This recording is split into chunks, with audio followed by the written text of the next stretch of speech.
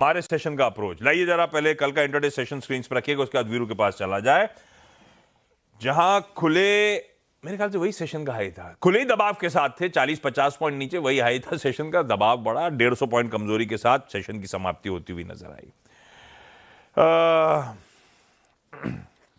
वो कंसोलिडेशन में negative biasness, weakness की तरफ बढ़ते हुए भारतीय बाजार आज फिर दबाव के साथ खुलेंगे। ऐसे में वीरू से समझ लेते हैं निफ्टी बैंक का approach. Veeru, good morning. Good morning Ashish. Towards close Ashish, Nifty ने काफ़ी हद तक की बात कह दी थी कि हमसे ना हो पाएगा गुरु, है ना। वो फाइनली अगर आप देखें, आपने इंटरडे में 25,800 एक बार वायलेट किया और क्लोज हालांकि 800 के ऊपर आया, लेकिन आशीष ये भी बात है कि बहुत एग्जिट्स नहीं है इंस्टीट्यूशनल। अगर आप देखें तो आप ग्रेजुअली नीचे आएंगे और ये गैप डाउन शायद आपको शॉर्टिंग की अपॉर्चुनिटी बता दे। बट मेरा व्यू अभी भी वही है कि बिलो 25,800, जो कल भी मैं कह रहा था 25,800 एंड प्रिसाइसली 789, ये वो ट्रेजेक्ट्री थी 25,800 के ऊपर की, जिसमें हमें एक कॉन्फिडेंस था कि हम पैरेलली अलाइंड होंगे बैंक निफ्टी के साथ, 26,000 को बार बार दस्तक देंगे। बट 25,800 के नीचे वो ब्रीच हो गया।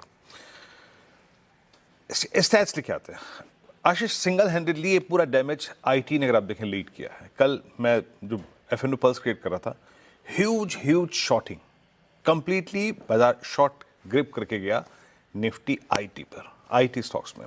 हालांकि अगर आप इंस्टीट्यूशनल फिगर्स को देखें तो बहुत सेलिंग नहीं है। लेके आइए, मैं इस सेशन को कैसे अप्रोच करूंगा उस पर टिप्पणी करता हूं। कैश में कोई सेलिंग नहीं, ना एफआईएस की ना डीआईएस की। 108 करोड़ रुपए की एफआईएस की बाय, डीआईएस की 270 करोड़ रुपए की बाय। एफआईएस ने इंडेक्स भी नहीं बेचा आशीष, इंडेक्स भी नहीं बेचा, मात्र 136 करोड़ का इंडेक्स बेचा। 837 कॉन्ट्रैक्ट शॉर्ट, 135 कॉन्ट्रैक्ट लॉन्ग काट लिए। बट हाँ, ये है कि उन्होंने एक स्ट्रॉन्ग कॉल शॉर्ट ग्रिप ली है, स्ट्रॉन्ग कॉल शॉर्ट ग्रिप। करीब 1,12,000 कॉल शॉर्ट थी और स्टॉक फ्यूचर्स में 1,074 करोड़ रुपए की बिकवाली, 33,000 कॉन्ट्रैक्ट शॉर्ट, लॉन्ग करीब 19,000 कॉन्ट्रैक्ट। यानी कंप्लीटली एफआईएस ने जिस चीज पे ग्रिप ली है कल के मार्केट में, वो है शॉर्ट ऑन निफ्टी आईटी। उनके नेट शॉर्ट वहीं 1,33,000 कॉन्ट्रैक्ट पे, उसमें कोई बहुत सब्सटेंशियल परिवर्तन नहीं हुआ है।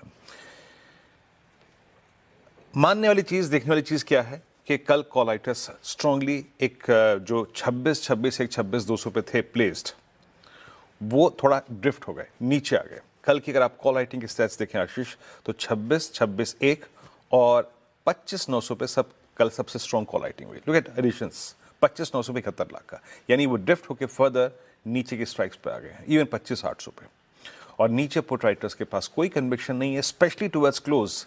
मैं ये देख रहा था, मॉनिटर कर रहा था आशीष, कि जैसे ही निफ्टी ने 25,800 वायलेट किया, यहाँ पे जितनी भी पुट्स थी वो काफ़ी हद तक कवर हुई हैं। देखिए पिरामिड्स लिखाइएगा प्लीज़।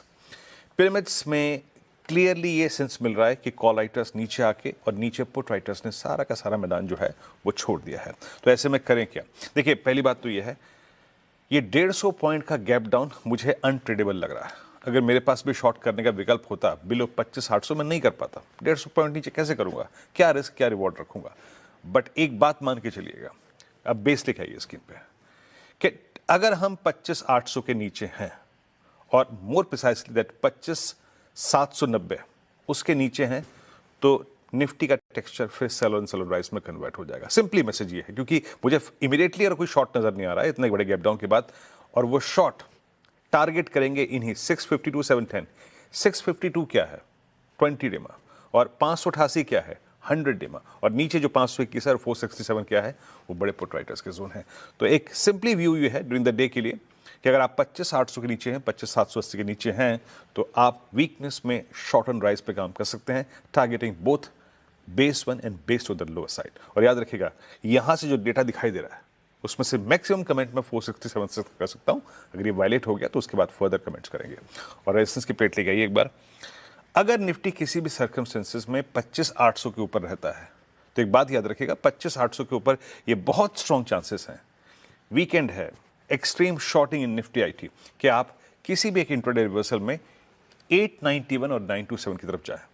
हमने क्या देखा? सबसे बड़ी कॉल कहां पे खड़ी है? 25,900 पे। सो अगर बाजार थोड़ा सा भी न्यूट्रल होता है, 25,800 के ऊपर चलना शुरू होता है, तो वो 891 और 927 की ट्रैजेक्टरी को टच कर सकता है। निफ्टी बैंक से आप अभी भी उस तमगे को नहीं छीन सकते जिसे कहते हैं strong but still range bound.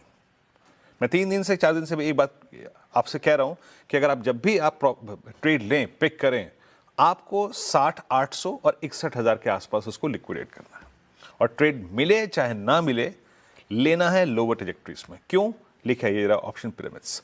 अभी भी वो 60,000 के पुट राइटर्स और कॉल राइटर्स वो यही इंडिकेट कर रहे हैं जनाब कि प्राइस जो है अभी 60,500 और 60,000 की ट्रेजेक्टरी से बहुत दूर नहीं जाएगा। ये देखिए, तो प्राइस बहुत दूर जाने की अगर आप देखें इच्छा नहीं कर रहा है, अभी उसका मन ही नहीं है।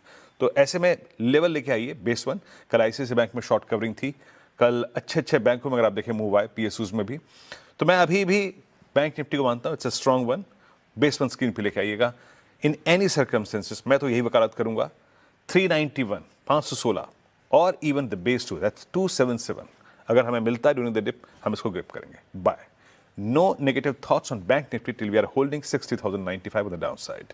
और जब भी लॉन्ग ट्रेड पिक करें बेस 1 बेस 2 के आसपास, एग्जिट ट्रेजेक्टरी वही रहेगी RS1 61,000 के कॉल राइटर्स। आशीष।